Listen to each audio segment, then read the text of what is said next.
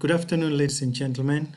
My name is Barney Kgope, and I'm with the Department of Environment, Forestry and Fisheries, where I head a section known as Biodiversity Risk Management.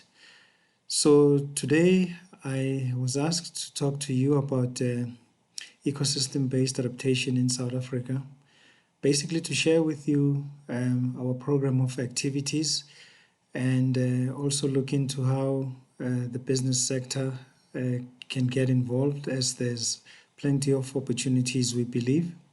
Well, I'd like to begin by reminding us that South Africa is ranked amongst the top most biodiverse countries in the world because in its 9 vegetation biomes, it consists of 7% of the world's reptiles, birds and mammals, about 10% of the world plants, 15% of the world coastal marine species. But more importantly, these 9 vegetation biomes constitute ecosystems that provide a range of goods and services. And these range from provisioning services, which mainly supply services for most industries in the form of fuel, wood, fiber, timber, etc., and also the regulating services, primarily water and pest regulation, climate regulation, and more importantly, pollination. And also supporting services that keeps these ecosystems going, namely the hydrological cycles, soil formation, nutrient cycling, primary production, and more importantly, cultural services that range from spiritual to recreational, aesthetic, and educational services. But we know that since the beginning of the Industrial Revolution, anthropogenic activity has brought about changes and have impacted on these important ecosystems. And these changes manifest as a change in land use, for us to create spaces for all sorts of activities, and also direct exploitation of organisms and species, and in an unsustainable manner. And in the process, we also contribute to climate change, and also through pollution and the introduction of alien invasive species. Climate change actually compounds the rest of these direct drivers. So what are we doing to address the challenge of climate change in the biodiversity and ecosystem sector in South Africa? So we began by conducting what we call a vulnerability assessment on the vegetation biomes of South Africa. And then we came up with what we call climate change adaptation plans for the biomes in South Africa. Now, the plans recommended 4 major responses, and namely, the first was ecosystem-based adaptation, and the second one was the biodiversity stewardship program, and thirdly, management approaches and spatial planning. So in South Africa, ecosystem-based adaptation has thus been identified as an important component of the country's overall climate change adaptation response, and as it is also indicated in the National Climate Change Response Policy and other strategic documents. So, but let's begin by defining what is EbA, and followed by motivating why EbA. So EbA is defined as the use of biodiversity and ecosystem services as part of an overall adaptation strategy to help people to adapt to the effects of climate change. And it is one of the approaches that is gaining momentum globally. And South Africa's biodiversity and climate change policies provides clear support for the implementation of EbA as a response measure to the impacts of climate change biodiversity. But more importantly, EbA is highly recommended because if appropriately implemented, it can potentially generate multiple social, economic and cultural co-benefits for local communities. And secondly, it can contribute to the conservation and sustainable use of biodiversity. And lastly, it can contribute to climate change mitigation by conserving carbon stocks and reduce emissions caused by ecosystem degradation and loss, or enhancing carbon stock. So there is that also mitigation benefit. It's basically a nexus approach. So how are we implementing ecosystem-based adaptation in South Africa? Well, we first begin by putting together a strategy. And a strategy is guided by the vision, which is basically to implement as part of South Africa's overall climate change adaptation strategy in support of a long-term just transition of a climate-resilient economy and society. And this really can be achieved via 4 objectives. The first objective being the effective coordination, learning, and communication, mobilizing capacity and resources for ecosystem-based adaptation. The second being research, monitoring, and evaluation provides evidence for ecosystem-based adaptation's contribution to a climate-resilient economy and society. Integration of EbA into policies and plans supports an overall climate change adaptation strategy is the third objective. And lastly, implementation of projects to demonstrate the ability of ecosystem-based adaptation to deliver a wide range of core benefits. So now, after putting together the strategy with those clear objectives and the vision, we went further to develop the guidelines. And the process was led by the South African National Biodiversity Institute, of course with the contribution of a range of experts. So now, this was one of the deliverables as indicated in the strategy under Objective 3. Now, the guidelines were designed to be an easy-to-use guide for a range of stakeholders, and these include national and provincial departments, municipalities, non-governmental organizations, and civil society organizations.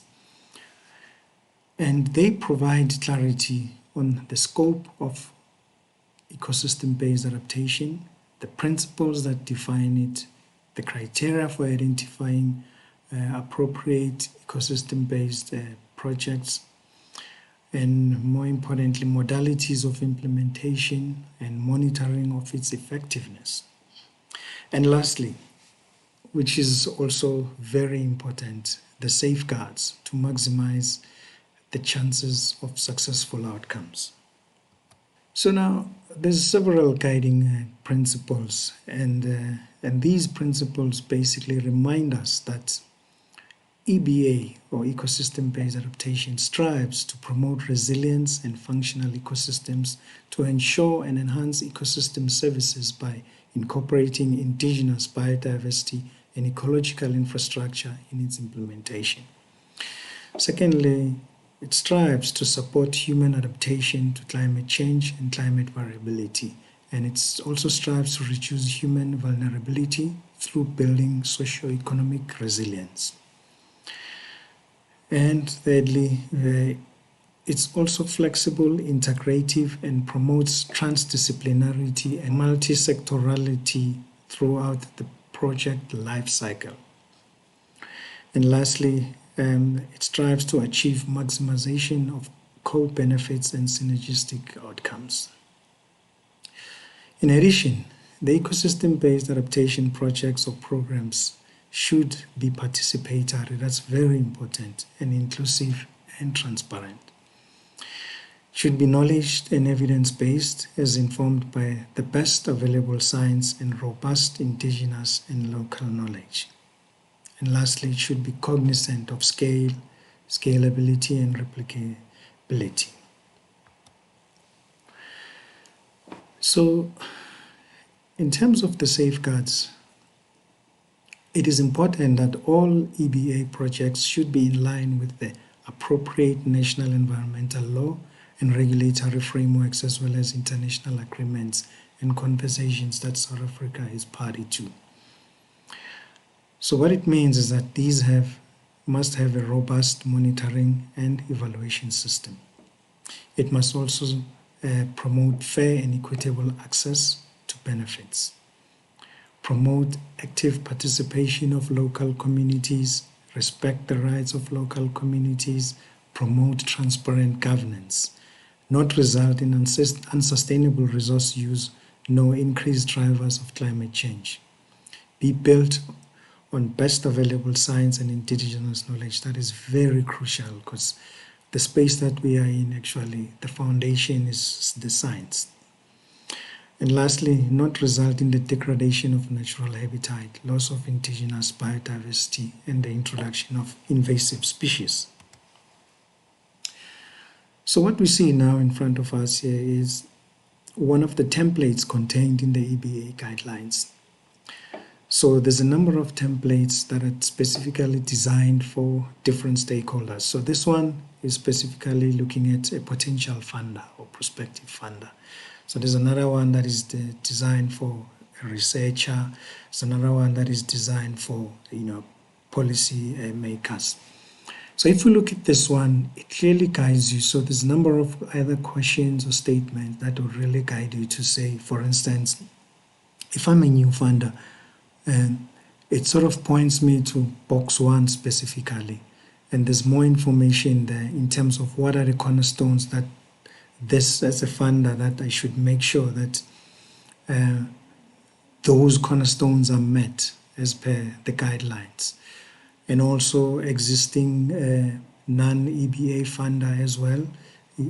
It also points you to the same box to make sure that you go through the cornerstones and you are clearly guided by those. And as you go down the template, it also points you to the first question, for instance, would be under fund planning. How can I strengthen the EbA outcomes? And then that points you to box 1 for information on strengthening outcomes under EbA cornerstones. And then you go further. Under the same sort of flow diagram, adhere closely to the EbA principles. It takes you to box 2, where there's clear guidance in terms of what sort of requirements should be met, and so on, until all the way to the implementation of the project itself. And these stages obviously would involve, in some instances, working with a range of stakeholders in the process. So now, what are some of the examples of EbA projects? So these largely can be categorized in sort of 4 or grouped in 4. And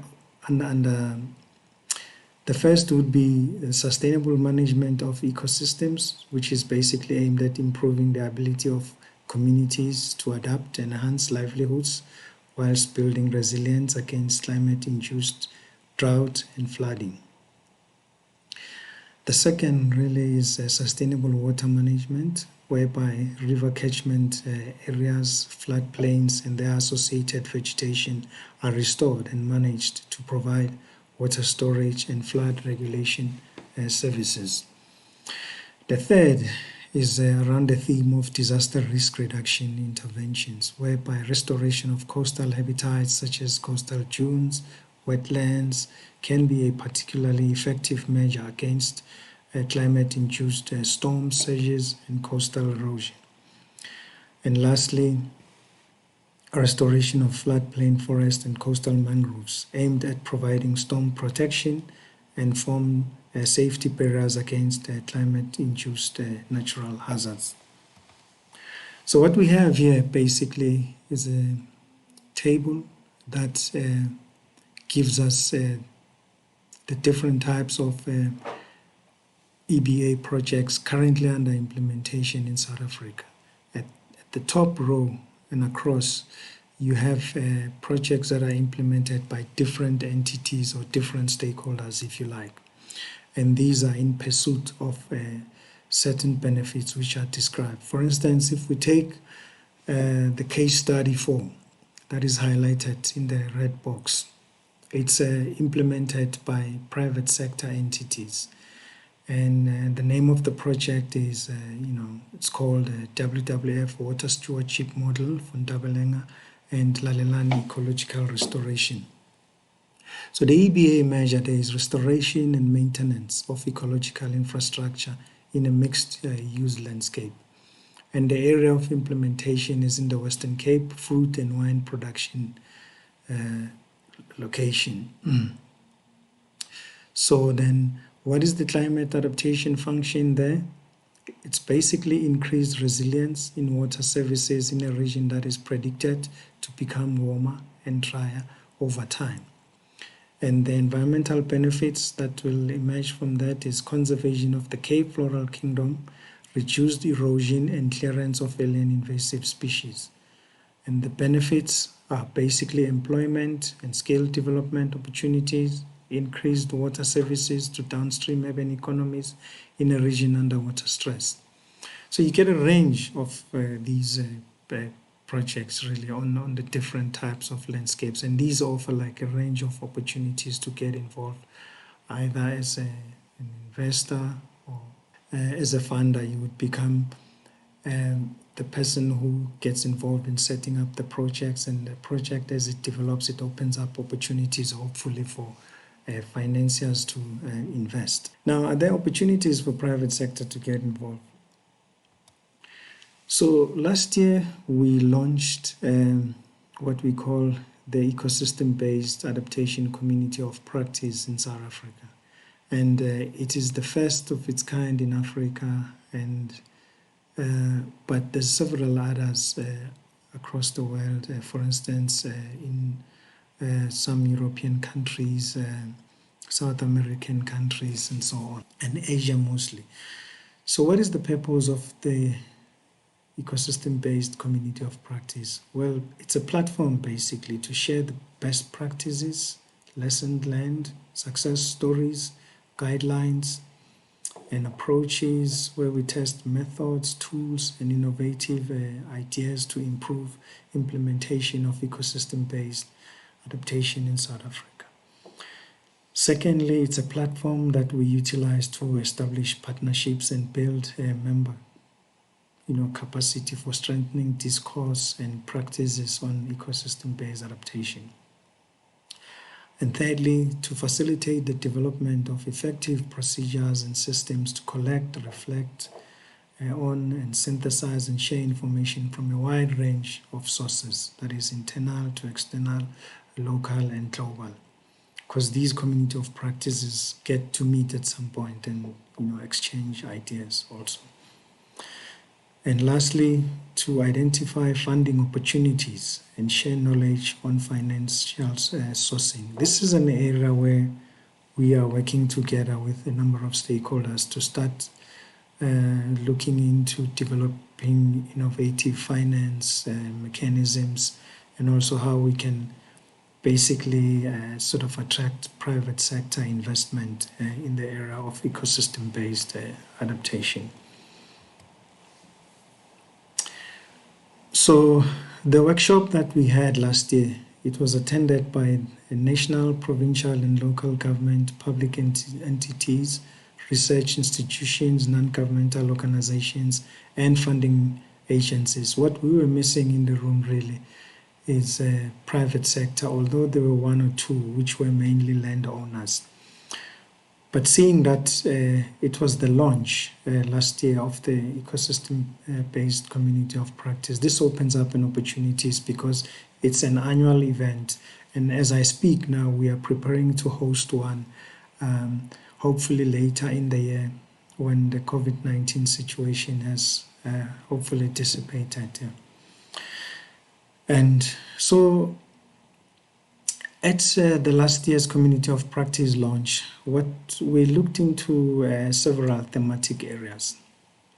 So we looked at how to mainstream and implement ecosystem-based adaptation, and also what sort of areas still need us to do more research on, and also started talking about developing a monitoring and evaluation system which will be aligned very well to the national climate change monitoring and evaluation system. And more importantly, we've started to explore financing options for ecosystem-based adaptation measures.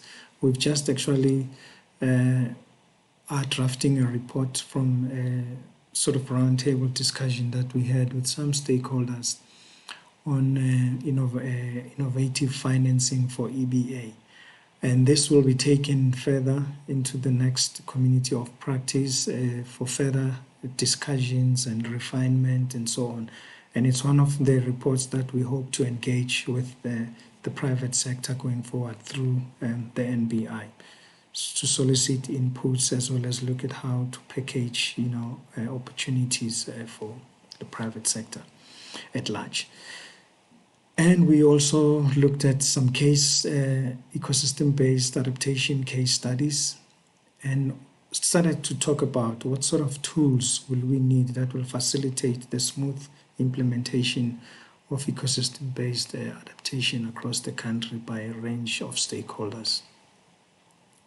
So as I said, now the ecosystem-based adaptation community of practice has been declared an annual event.